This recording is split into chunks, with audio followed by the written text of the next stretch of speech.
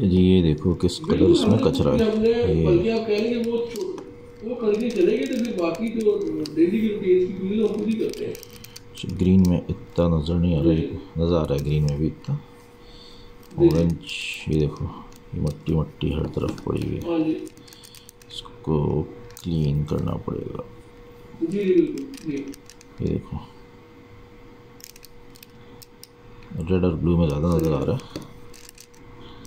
ये पूरा खोल के जो है ना ये पता चलेगा।